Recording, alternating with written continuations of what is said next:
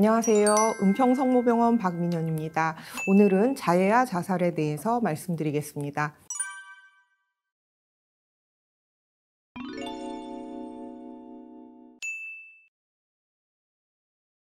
전 세계적으로 자해행동, 특히 청소년 자해행동이 증가하여 큰 문제가 되고 있는데요. 많은 수의 자해행동이 자살 의도가 없는 비자살적 자해행동인 것으로 나타납니다. 정신질환의 진단 및 통계평남 제5판에서는 자살 의도가 없는 자해에 대해 다음과 같이 정의하고 있습니다. 지난 1년간 5일 또는 그 이상 신체 표면에 고의적으로 출혈, 상처, 고통을 유발하는 행동, 예를 들자면 칼로 긋기, 불로 지지기, 찌르기, 과도하게 문지르기 등을 자신에게 스스로 가하며 반복적인 자해행동이 죽음에 이르게 하지 않을 것이라는 점을 개인이 알고 있는 경우라고 되어 있습니다. 정신질환의 진단 및 통계평남에서는 정의가 신체 표면에 손상을 주는 경우로 비자살적 자해행동이 국한되어 있는데 자살 의도가 없는 약물 과다 복용, 즉 음독 등의 방법을 사용한 경우에도 음독 집단과 신체 표면 손상을 가한 집단이 유사한 특성을 보이고 있기에 비자살적 약물 과다 복용도 자해에 포함시키는 것이 맞을 것 같습니다. 비자살적 자해는 최근 뚜렷한 증가 추세를 보이고 있고 청소년을 대상으로 한 연구 결과들에서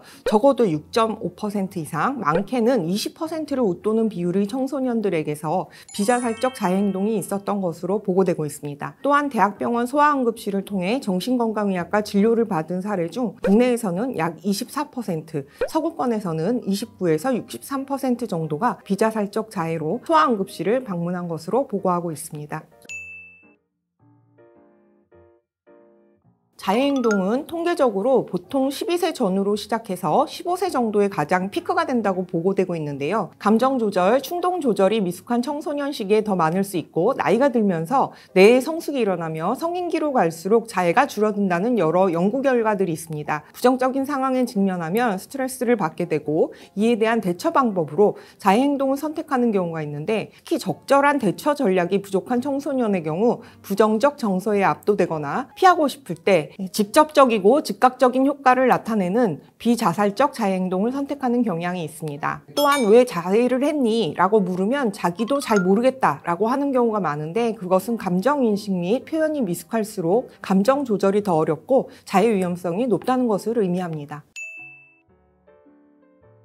정신질환의 진단 및 통계평남 제5판에서는 다음 중 하나 또는 그 이상이 기대하에 비자살적 자해행동을 한다고 언급하고 있습니다. 첫 번째는 부정적 느낌 또는 인지 상태로부터 안도감을 얻기 위해서, 두 번째는 대인관계의 어려움을 해결하기 위해서, 세 번째는 긍정적인 기분 상태를 유도하기 위해서라고 합니다. 가장 일반적인 자해행동의 동기가 긴장이완과 부정적 정서 회피라고 볼 수 있는데요. 자해가 심적 고통에 대한 일종의 진통제와 같은 역할을 하는 것이죠. 자해를 통해 기분이 좋아지고 안도감을 얻게 되는 경우 보상행위로서 자해행동을 반복하게 되고 그러한 느낌을 유지하려고 하는 학습 효과, 즉 정적 강화를 일으키게 됩니다. 또한 자신이 처한 상황에서 스스로 할 수 있는 것이 아무것도 없다고 인식하여 무력감을 느끼는 청소년들이 다른 것은 통제할 수 없다고 해도 자신의 신체는 통제할 수 있을 것이라 생각하기 때문에 자해를 통해 통제감을 획득하려 하기도 합니다.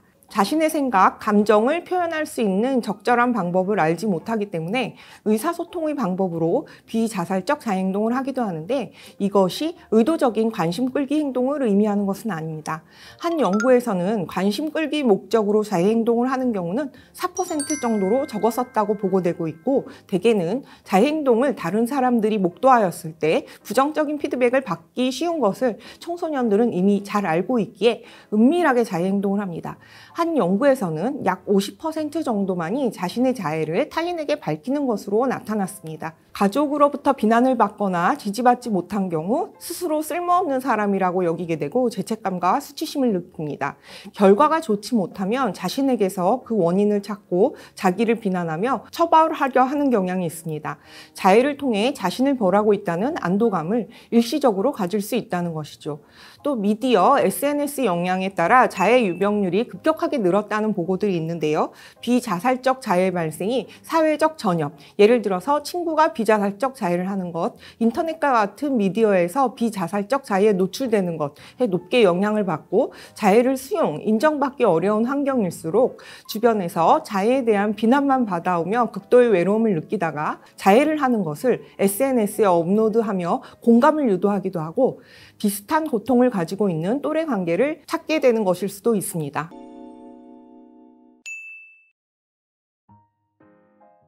자해에 대한 많은 오해들이 있는데요. 물론 자살 의도가 있는 자해도 있고 자살 행동과 동반된 비자살적 자해도 있습니다. 그러나 비자살적 자해와 자살 행동은 분명한 차이가 있음에도 불구하고 자해를 실패한 자살 시도로 보는 것은 오해입니다. 가장 큰 차이점은 자살 행동이 삶의 종결, 참을 수 없는 심리적 고통에서 영원히 벗어나고자 한다면 비자살적 자해 행동은 심리적 고통으로부터 일시적인 도피를 하고자 하며 상황의 변화를 추구하고자 하는 의도가 있습니다. 자살 행동은 죽으려고 하는 것이지만 그와는 반대로 비자살적 자해를 시행한 많은 청소년들이 살기 위해 자해를 했다고 이야기하고 있습니다. 따라서 자살과 자해가 다르고 서로 다른 갭이 필요합니다. 그럼에도 불구하고 자해는 자살 의도가 있던 없던 자살 행동의 주요 위험 인자라는 점은 분명히 해야 합니다. 자살 의도가 없는 자해의 경우도 자해를 하지 않는 경우보다는 자살 위험성이 높기 때문에 자해를 가볍게 볼 수는 없습니다.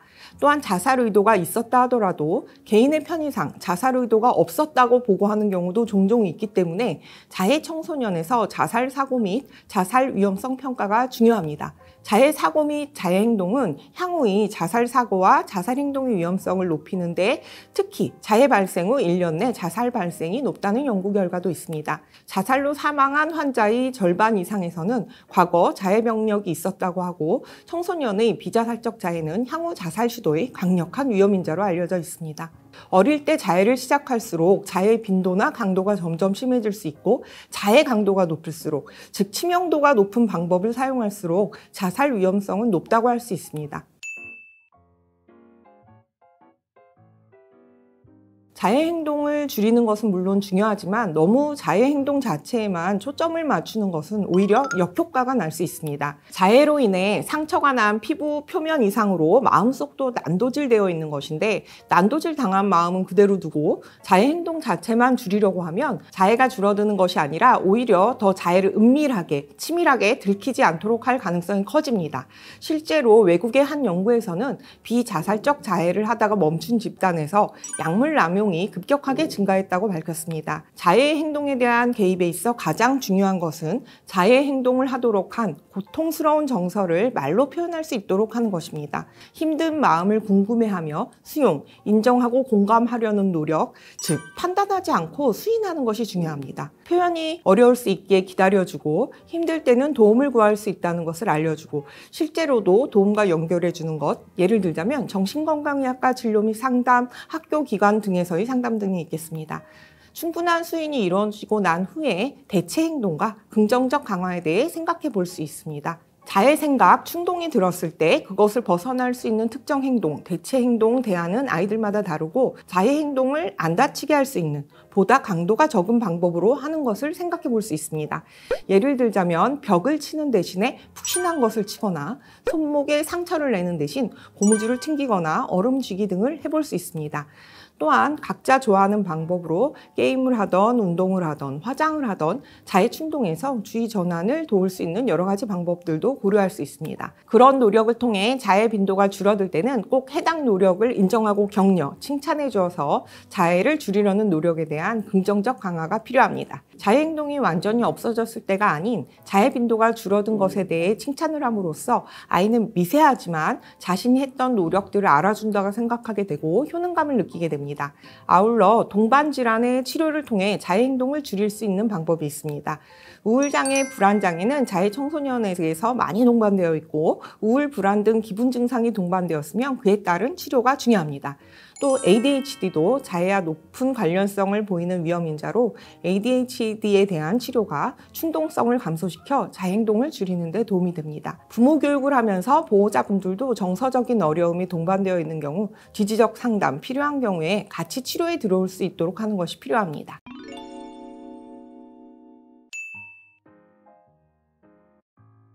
대부분의 자해 청소년은 지독한 외로움을 호소합니다.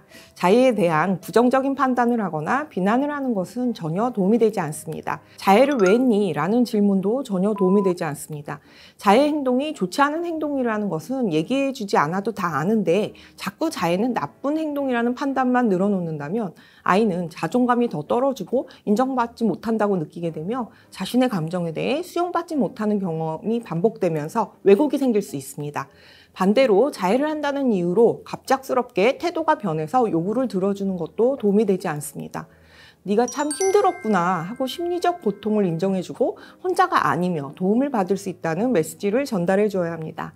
부정적인 감정을 해소하기 힘들고 그런 감정들을 말로 표현하지 못하기 때문에 몸으로 자꾸 표현하게 되는 것이며 감정을 인지하고 있다 하더라도 대부분 오랫동안 묵혀왔던 묵직한 감정들이기에 이야기하라고 격려해도 말을 쉽게 꺼내기 힘들 것입니다. 아이가 편하게 나눌 수 있는 일상적인 흥미가 있는 주제부터 대화를 늘려가서 어려운 이야기도 할 수 있는 단계가 되도록 해야 합니다. 또 아이가 갑자기 이야기를 꺼낼 때를 대비해서 미리 준비하고 바쁜 순간에 갑자기 말을 꺼낼 때 짧게라도 집중해서 수용, 공감, 경청해주고 다음에 또 이어서 이야기할 수 있도록 약속을 잡아야 합니다. 물론 아이가 이야기해준 것에 대해서도 고마움을 표현해야 합니다.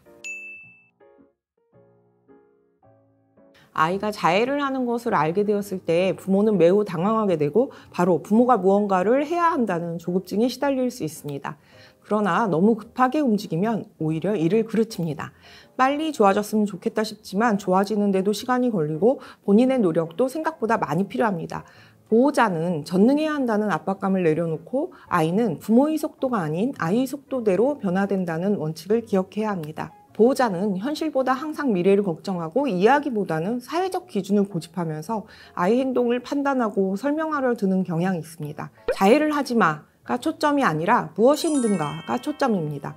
아이에게는 따뜻한 말 한마디가 필요합니다. 꾸준하고 일관된 관심과 변화를 위해 아이와 함께 노력하는 것이 중요하고 자해행동이 없어졌다고 해서 갑자기 다시 자해행동 전처럼 하게 되면 아이들이 아플 때만 자신에게 관심이 있다라고 오해를 할 수 있습니다. 너무 호들갑 떨지도 않지만 무시하지도 않는 균형 잡힌 적절한 관심과 지속적인 반응이 중요합니다.